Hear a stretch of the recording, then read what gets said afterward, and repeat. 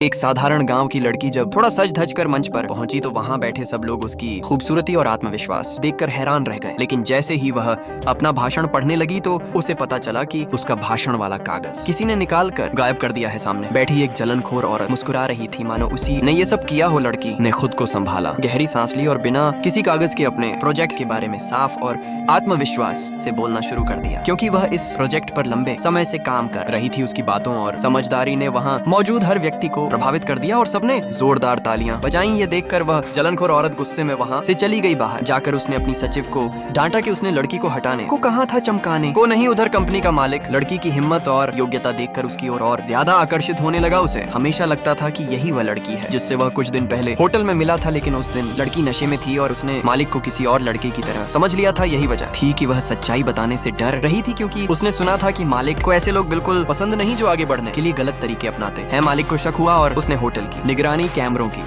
निकलवाने का आदेश दिया। प्रेस कॉन्फ्रेंस खत्म होने के बाद कंपनी ने पार्टी रखी जहां सब लड़की की बहुत तारीफ कर रहे थे। अचानक लड़की को हल्की सी उलझन और चक्कर जैसा महसूस हुआ तो कुछ लोगों ने मजाक में कहा कि कहीं वह प्रेग्नेंट तो नहीं। बाद में जब शक बढ़ा तो वह चुपके से अस्पताल गई और वहां पता चला कि वह सच में गर्भवती है। लड़की को बच्चे बहुत पसंद थे, इसीलिए उसने बिना किसी को बताए बच्चे को रखने का फैसला किया। दूसरी तरफ मालिक को भाषण वाली चालबाजी का पता चल गया और उसने जिम्मेदार लोगों को कड़ी चेतावनी दी। घर लौटने पर लड़की ने देखा कि उसका बचपन का दोस्त उसके लिए खाना बनाकर उसका इंतजार कर रहा है। वह लड़की से अपनी भावनाएं बताने आया था, लेकिन लड़की ने उससे कहा कि वह मां बनने वाली है। दोस्त यह सुनकर चौंक गया। उसने कहा कि तुमने तो कहा था कि तुम्हारा कोई बॉयफ्रेंड नहीं है। लड़की ने बताया कि उसका कोई बॉयफ्रेंड नहीं है, ये सब नशे में गलती से हुआ था, लेकिन अब वह इस बच्चे को रखना चाहती है। दोस्त ने गुस्सा भी किया, लेकिन आखिर में उसने लड़की का पूरा साथ देने का वादा किया, क्योंकि वह बचपन से उसे सबसे ज्यादा मानता था। उधर घर में एक और झंझट हो गई, क्योंकि उनकी एक दोस्त अचानक बेहोश मिली और उन्होंने जल्दी से खिड़कियां खोली ताकि उसे ताजी हवा मिल सके, ताकि जब वह होश में आए तो किसी को कोई गलतफहमी न हो। वे सब मिलकर उसे